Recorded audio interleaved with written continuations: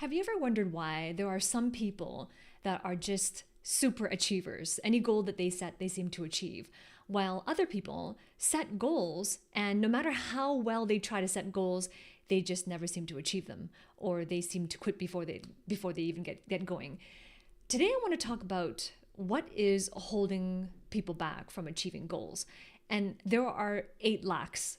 So I'm going to call them 8 lacks. So what I mean by 8 lacks is 8 things that are lacking.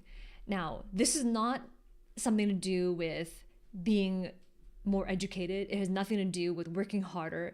It has nothing to do with working overtime or having more technical expertise, because chances are you've set goals before in your professional life, and you have education, you have experience, and you have discipline, and you've tried to develop that hardworking attitude as well. And you might have noticed that, well, there's something else. There's something else beyond that, my efforts, that are holding me back. So I'm going to call them the 8 lacks. We're going to go through what are these 8 things that you may be lacking. And once you are aware of what's lacking, now it gives you clarity to know what to focus on. It gives you confidence that if you were to focus on these things and turn the lacks into abundance, then you can achieve your goals. So let's jump right in. So the 8 lacks. The first lack that is a silent killer of progression and achieving goals is the lack of a defined purpose. Now, there's so much information out there of what purpose is. What is purpose? How do you find purpose? How do you know that that's truly your purpose, right? And how do you discover it? There's so much conversation out there, but there's not a lot of understanding around purpose. So let me offer you a definition of purpose. Now, before you object, before you think, well, I'm different, my preferences are different, my vision for my future is different, I like to boil things down to the essence. I'm going to offer you a definition of purpose that will apply to you regardless of where you come from, regardless of where you want to go, and regardless of your journey so far. So here it is. A defined purpose. Purpose is the use of your unique creative abilities in order to serve a specific group of people who stand to benefit from your service. And as a result of that, you make a contribution that makes the world a better place and changes the lives of those you serve. In the corporate environment, it's very common to say, well, I want to join this company because I can see how they serve people, or I can see how this company serves the industry and the contribution they're making. And then you join the company, and as you're a part of the company, you're fulfilling on your role. And it just seems like, well, if I no longer am aligned with the values of the company, or I no longer see how the company helps make the world a better place, then I'm leaving. So this conversation, this thought process is very common in the corporate landscape. What I'm saying is that when you're coming into a company, or you're already been in an industry and maybe you're moving into a new company, it is so important for you to see your purpose. Aside from the company and the contributions the company is making, do you know the service you're providing? Do you know who you're serving? Do you know how you're making a difference into the lives of those people you serve? And working backwards in my definition of purpose, do you know what your unique creative abilities are? And this is so important because oftentimes I have a lot of clients come to me and they say, I've been in the financial industry for 25 years, or I've been in the pharmaceutical industry for 12 years. But I'm starting to feel like I got here by default, and I'm not sure this is where I want to continue, or I'm not sure this is what my life purpose is. And this happens quite commonly, this conversation. And when that happens, it feels like purpose is like finding a needle in a haystack. So I submit to you that purpose is not to be found. Purpose is discovered. So this leads to the next conversation. Well, what's the difference between finding and discovering? There is a very important difference. Finding means that somebody else put something in a location. You don't know where that location is, so now you have to go and find it. Someone put it there.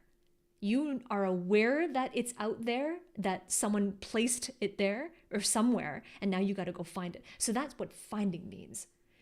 No wonder why it can feel like finding a needle in a haystack if you believe that you got to find your purpose.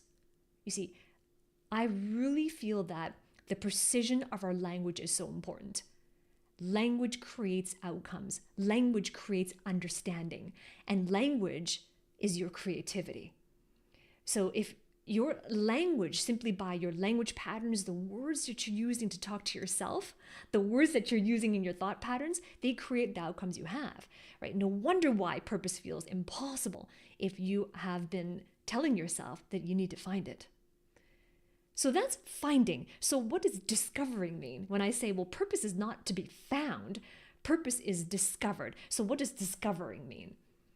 Discovering means that instead of someone else putting it there, it means that you have to define the parameters, because you have to know, how will you know that you've discovered it?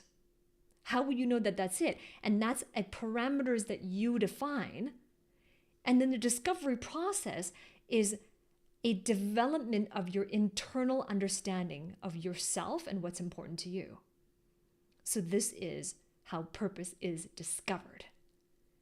So purpose is discovered, and then purpose is developed, and then purpose is deployed. So there's 3 stages: discovering it, developing it, and then deploying it. So I talked about the discovering part. What about the developing part? So discovering your purpose means that you define the parameters, which also, in order to define them, you have to know who you are, what's important to you.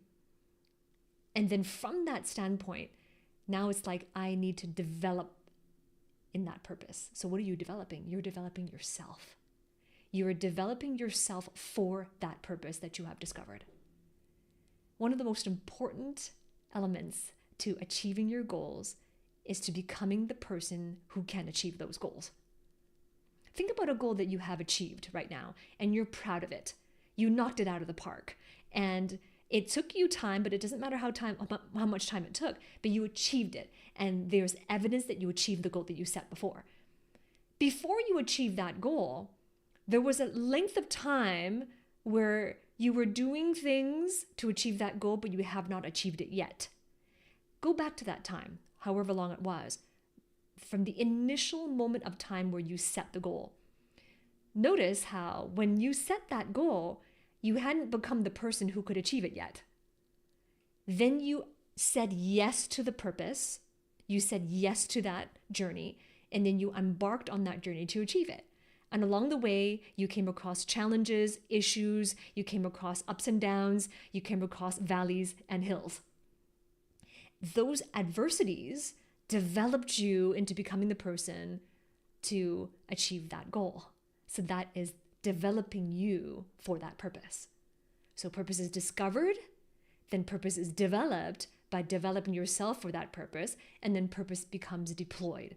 So what does that mean? Deploying yourself in your purpose, or deploying your purpose, just simply means now it becomes the focus of your life. It becomes what you've defined as your purpose, a definite purpose that really is your chief aim. It's a mission where you are in your unique creative abilities to serve people, change their lives as a result of your service, and make the world a better place as a result of your contribution. And that is deploying your purpose. So that's the first lack that holds people back from achieving their goals, is a lack of defined purpose. I just want to pause here. I see some hellos. Hello, Gonzo, I see you. I see a US flag there. Really wonderful to have you here. Some hearts as well. Margarita just joined. Wonderful to have you here.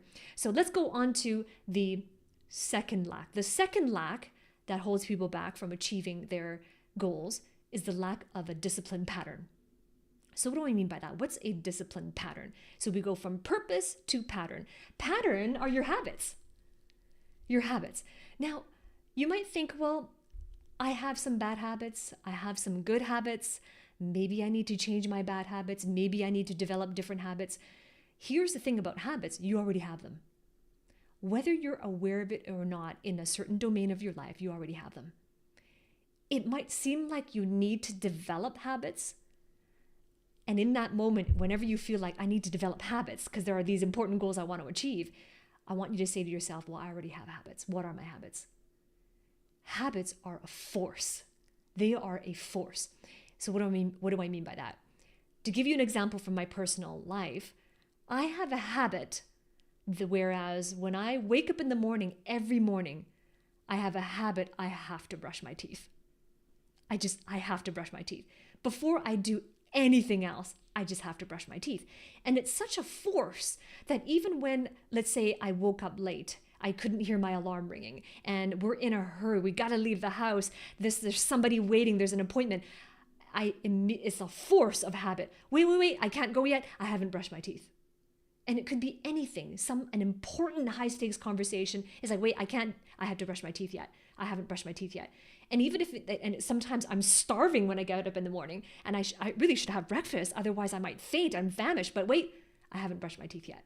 Right? So it's a force. A habit is a force. Now that's one example of a habit. There are others as well. In every aspect of your life, we all have habits. So the first step is to understand, what are my patterns?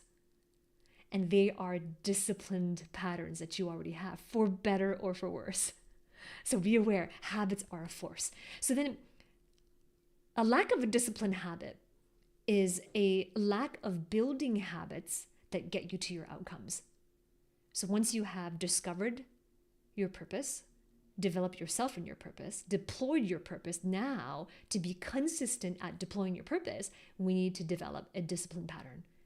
And it could be that the discipline pattern that you have right now is opposing the achievement of your goals or slowing it down. It could mean that you don't yet have the right discipline patterns to be able to help you to achieve your goals. So here's the thing about habits. The characteristics of a habit is that, number one, it's observable. So a pattern is observable. For example, you can see that I have a pattern on my shirt. My shirt has a pattern. It's a floral pattern. It's white and blue. So patterns are observable. If I were to live a day with you in your home, I came to visit you and we spent a week together, and I was watching you, and we were spending that time, and I was shadowing you, I would be able to observe all of your habits. And vice versa. If you came to my house for 1 week and you were the fly on the wall, I didn't know you were there, right? And therefore I didn't have to prove myself to you, and vice versa, you would be able to observe all of my habits. So that's the first characteristic of a habit, is that it is observable. The second characteristic of a habit is that it is repetitive. Repetitive. In other words, it's a habit. You know it's a habit when you can observe it, and you don't just do it today, but you do it every day. Or you don't just do it this week, but you do it every week. It's repeatable. And therefore, it's not a one-off instance. It repeats itself, and it's the same thing, repetitive. So that's the second characteristic of a habit. The third characteristic of a habit is that it is continuous, which means I didn't just have this habit today. I didn't just have the habit this week or this year. I've had this habit for 10 years. I've had this habit for 5 years. I've had this habit for 11 months. Right? So it's continuous, and there's no end. If I don't intervene, or if life does not intervene on my behalf, then it's continuous. So then you know that you have habits. There's a habit, a discipline pattern you have, or a pattern that you have when it's observable, it is repetitive, and it is continuous. So what are your habits?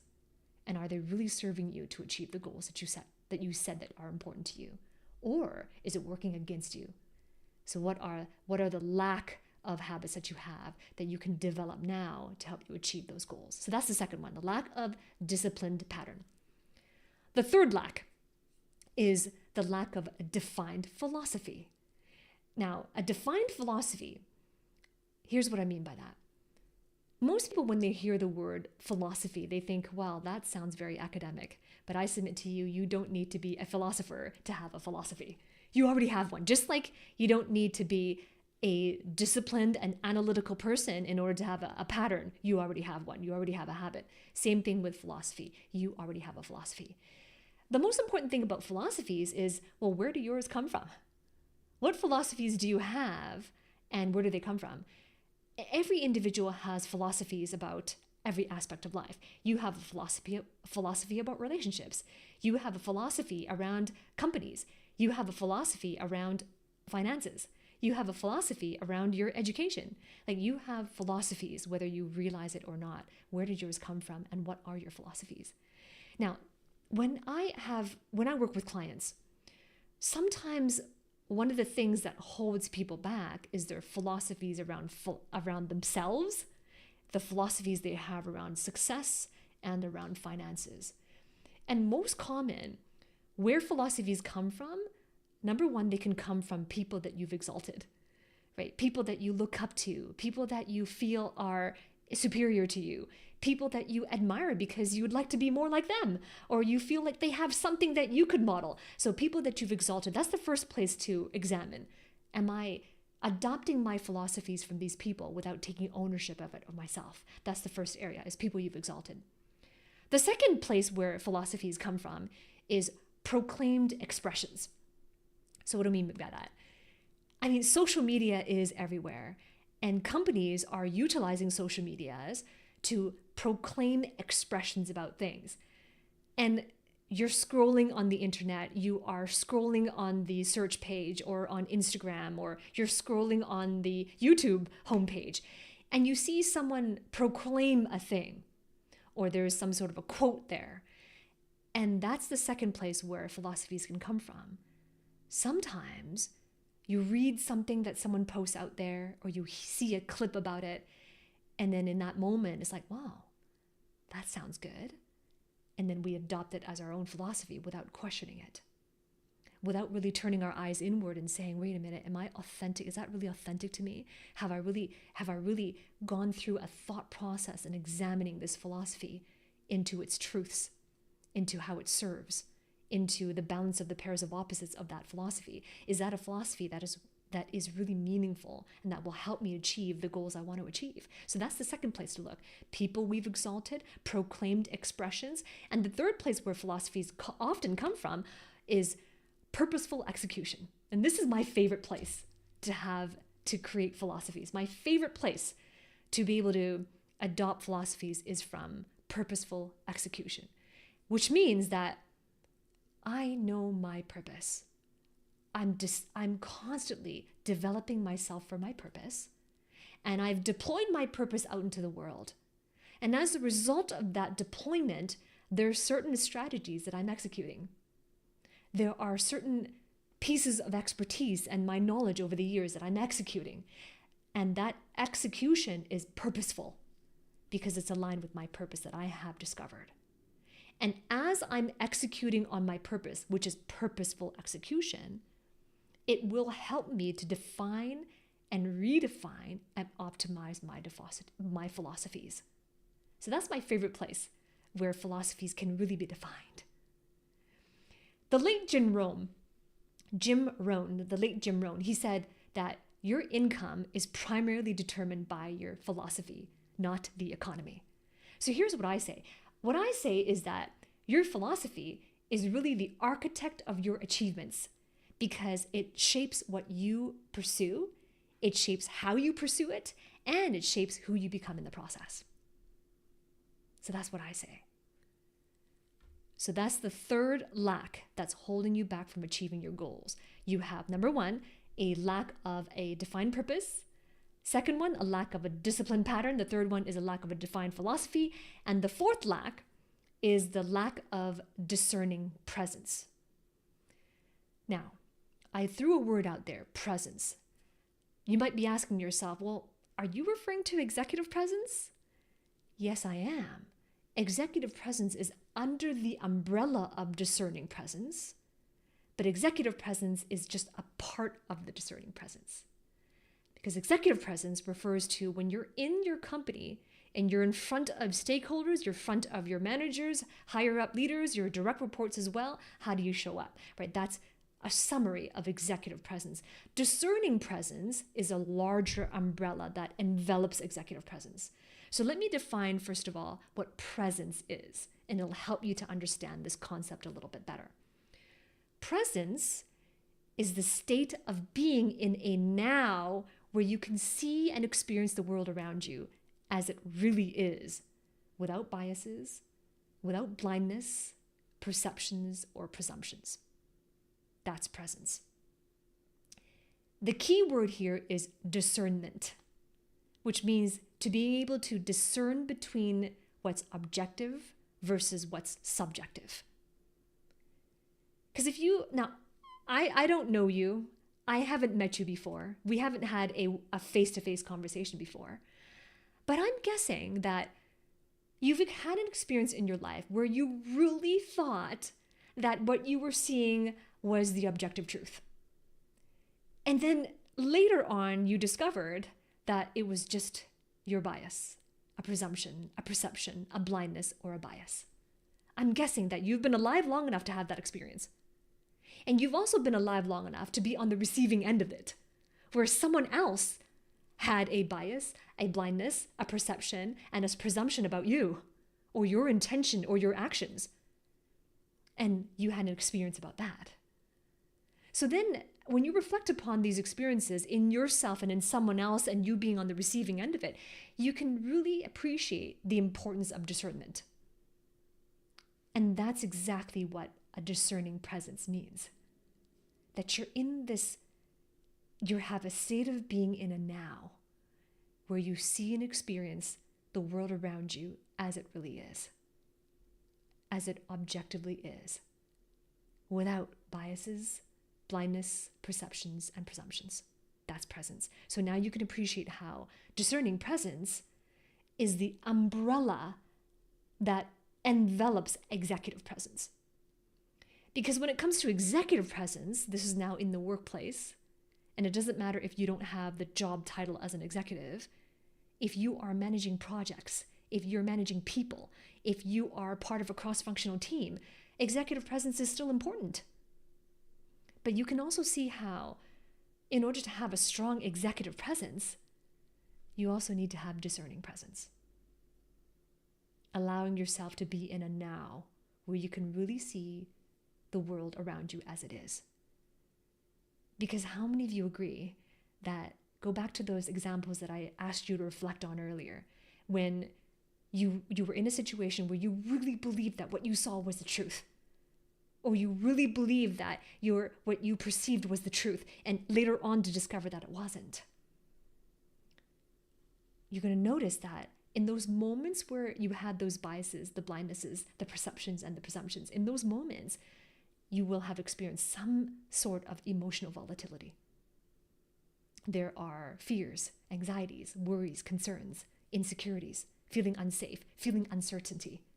That's emotional volatility. That emotional volatility, the mix of emotions, some more intense than others, sometimes layers of emotions that go a few layers deep, those things hold us back from being present. But wouldn't you agree that sometimes your emotions lie to you? You feel it, but you feel so strongly about it, doesn't mean that it's true. So the lack of discerning presence is the fourth lack that holds us back from achieving our goals, because having that presence is important to be consistent at achieving it while you're on this journey, because the journey to achieving goals is filled with challenge. The journey there is filled with challenge. It's filled with hills and valleys. So let's go on to the fifth lack. The fifth lack that's holding us back from achieving goals is the lack of a decided position. So previously you had a lack of discerning presence, and this one is the lack of a decided position. So what do I mean by that? What is a decided position? A decided position reflects a clear stance on who you want to be. So you heard that term. What's your position? In marketing, we talk about positioning. In sales, we talk about positioning. But you too, as an individual, you also have a position. So what's your position? You decide on what your position is. What's your clear stance of who you want to be? And how does that clear stance of who you want to be, how does that apply in every sliver of time, in every moment that you experience, in every situation you find yourself in? Make no mistake about it. In the corporate landscape, you're in a business, and businesses are changing all the time. The macroeconomic situation changes all the time. The microeconomic situation in the business is changing all the time. That evolution of it, the changing of it, really calls for the people, the individuals in that company to change with it, to adopt with it. So then, and every change that happens that is outside of your control, it would be very wise to have a decided position. Who am I going to be in this situation? Who am I going to be in the next one? In this moment, what's being called of me, and who do I want to be in this moment? What about in the next moment that I'm gonna find myself in? Every sliver of time, what's your decided position? A decided position leads to a divine projection.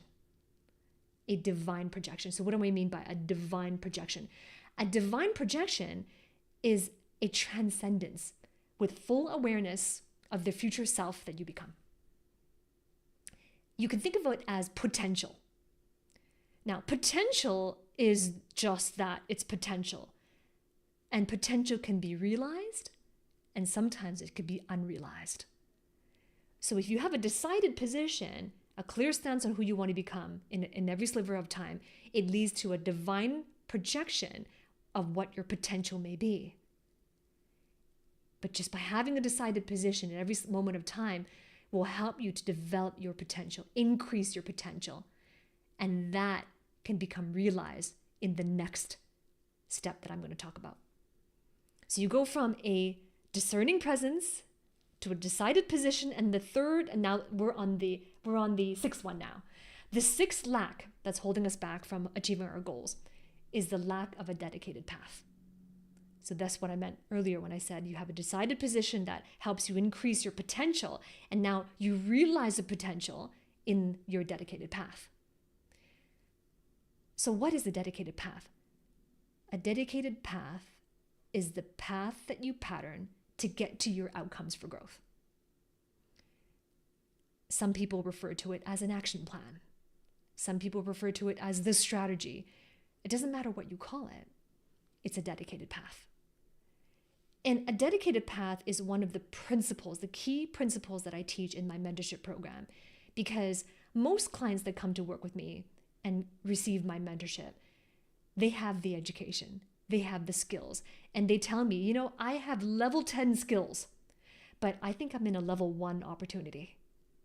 Or they say, I have level 10 skills, but I think I'm in a level 8 opportunity. My opportunity is not meeting the skills that I know that I can implement to make a difference. They know this, but they don't have a dedicated path, a plan on how am I going to actualize my potential. Think about it this way. The growth you want to achieve, now I'm assuming you're clear on your goals, on your growth goals. I'm assuming that because this video is not about how do you achieve clarity on your growth goals. This video is about the 9 lacks that prevent you from achieving your growth goals. So I'm assuming now that you're clear on your growth goals. Growth is based on principles. You want to achieve growth however you define it, and I'm assuming you have that defined, is based on principles.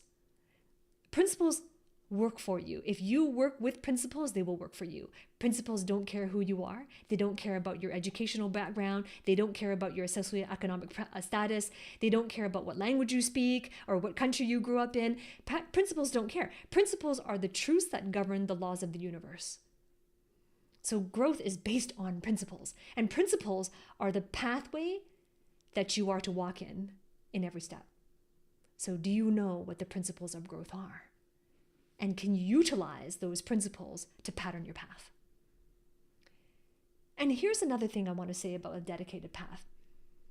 A lot of people that I talk to who aren't quite sure whether or not mentorship is what they need or coaching is what they need, but they know they need help, but they just aren't sure. Is it coaching? Is it mentoring? Right? Is it this course? Is it that course? People talk to me about this all the time, and my team members field these questions as well. And one of the things that holds them back from really making a decision on having a dedicated path is that they feel like they need to know exactly what the future is going to look like before they take the first step. Here's the problem with that. If you're somebody who says to yourself, well, I'm going to invest in myself. I know I need coaching. I know I need mentorship, and I'm going to invest in myself, but I don't want to invest in myself until I can see what all the steps are going to be. If it's steps 0 to 10, I want to know what all the 10 steps are going to look like. If it's 0 to 100, I want to know what all the steps 0 to 100 are going to look like before I say yes, before I invest in myself. So here's the problem with that. You can't know the future before you take the first step. Or think about it. Reflect on your life. Some of you who are listening to this, you have moved to a whole new country and started your career there. Some of you moved to a whole new city, a whole new state to pursue college education and then built a life there. Some of you have switched industries, switched fields of study. Some of you have started families and had your first child and never had children before. Some of you have changed the way that you have run your household. Some of you have started to do things that you've never done before, and you aren't surrounded by people who've walked that path. So there's evidence in your life where you have taken the first step without knowing all the steps in the future, and you achieve it. Success. And here's where this is important.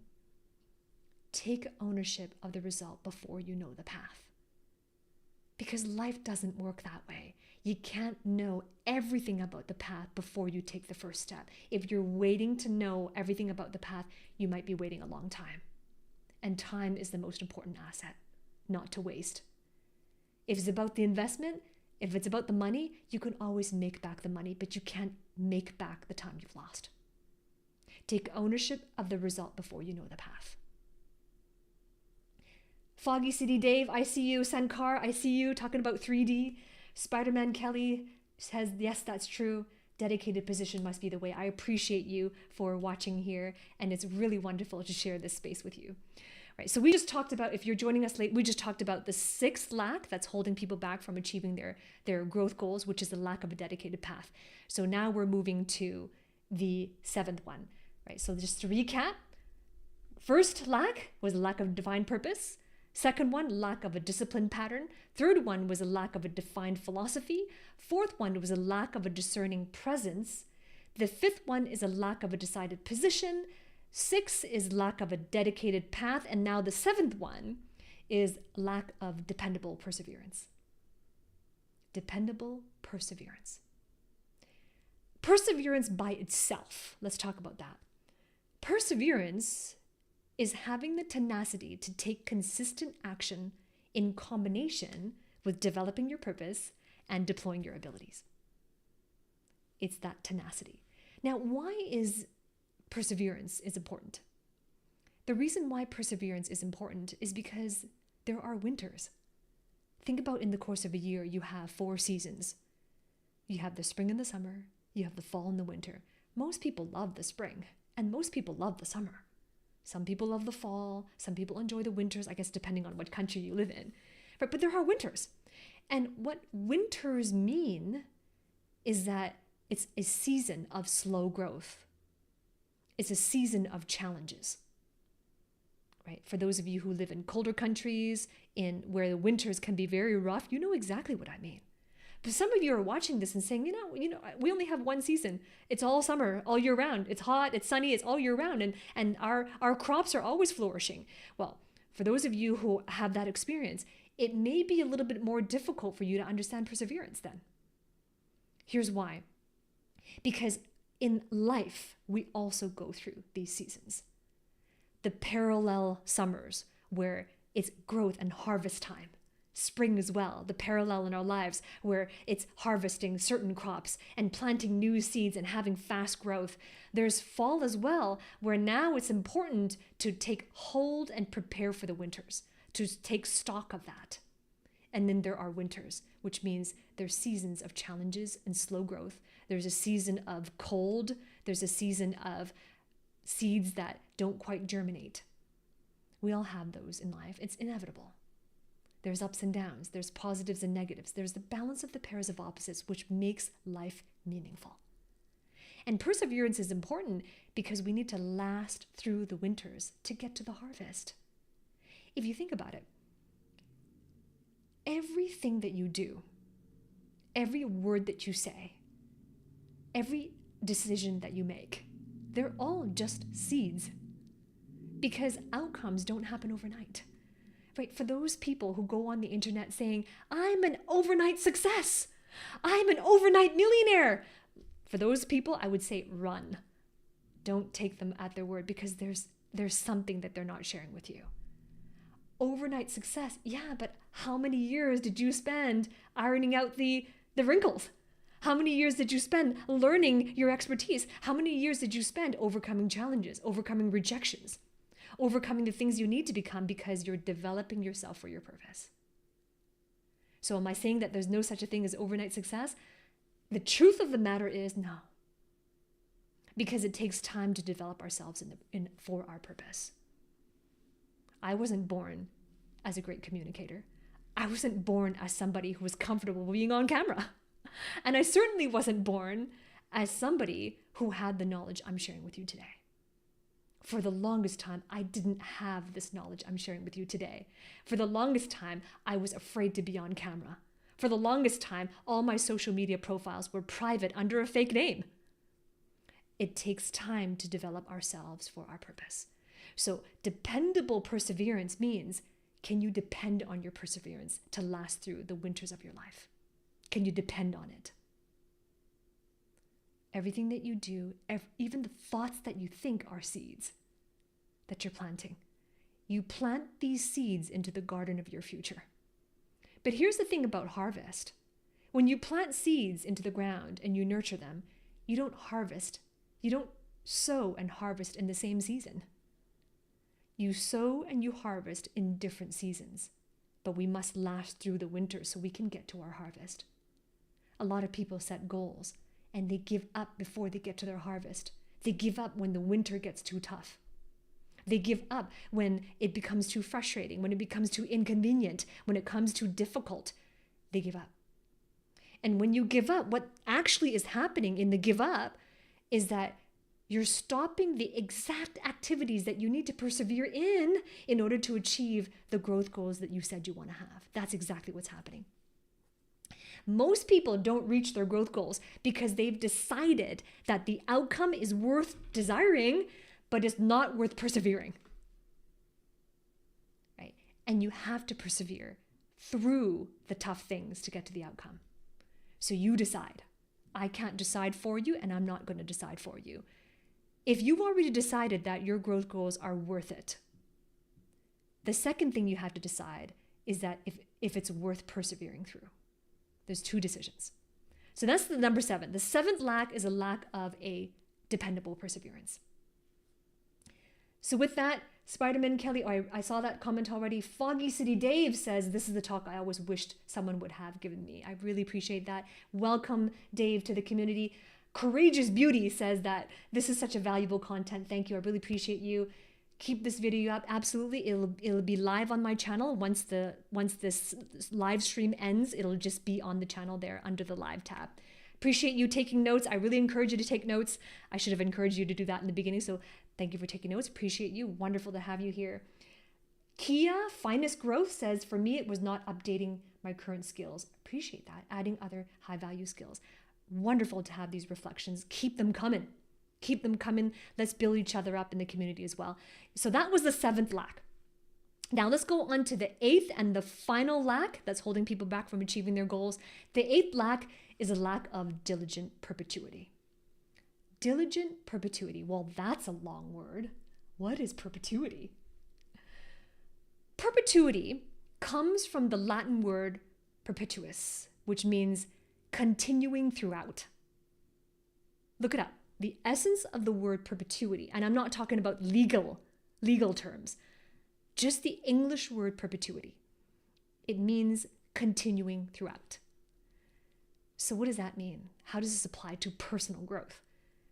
Personal growth is continuous throughout a person's lifetime. Let me ask you this question. When you set your growth goals, do you want just to grow this week? Are you looking just to grow this month, this year only? Or do you desire continuous growth? Only you can answer that question. If you only want to grow this year, then my content is not the right fit for you. Then, I'm not the right fit for you because I'm not interested in helping you grow just for this year. I'm not interested in helping you grow just for this month. I'm interested in sustainable, continuous growth across your lifetime. And if that's you, then hey, we can talk. We can continue to have these live conversations. This is about developing in you the ability to expand your horizons. Guess what that is? That's a visionary capability. Your higher ups in your company, the CEO and the original founder of your company, the reason why they're able to build the company they built is because they have expansive horizons. They can see beyond the month. They can see beyond this year. They can see beyond 2 years. Some CEOs and founders, these visionaries, can see lifetimes and lifetimes beyond their life. That's visionary. It's time that you develop those visionary capabilities, and it is possible. That is a skill that you can develop. So when you look across your development, don't just plan for growth now. How do you want to continue to grow? What's your perpetuity? What's the agreement you have with yourself on what your perpetuity is? Be diligent in how you develop yourself for your purpose so that you may experience growth that lasts throughout your lifetime. That, to me, is more meaningful. And if that's also what's meaningful to you, then we're the right fit for each other. And you're going to really benefit from the lives that I'm going to be teaching in the weeks oncoming. So while I wrap up what I'm saying here today, and I'm going to conclude by saying that this growth journey lasts beyond your lifetime. You might be thinking, well, I have these goals, and some of my goals are 1-year goals. Maybe some of them are 3 to 5 year goals. But it is also important for you to see the perpetuity in these decisions you're making.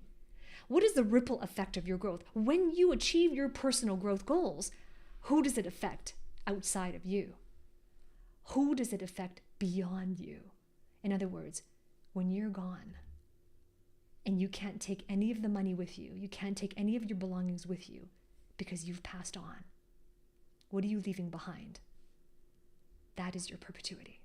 It lasts beyond your lifetime. So with that, I appreciate you. Spider-Man Kelly says, difficult times must be seen as stepping stones to build resilience. Absolutely. Wise words, Spider-Man Kelly. And Amotech says, thank you for sharing. I appreciate you, and I appreciate you being here. Keep the comments coming. What questions do you have as well? Comment those below. And I look forward to seeing you next week on the next live stream.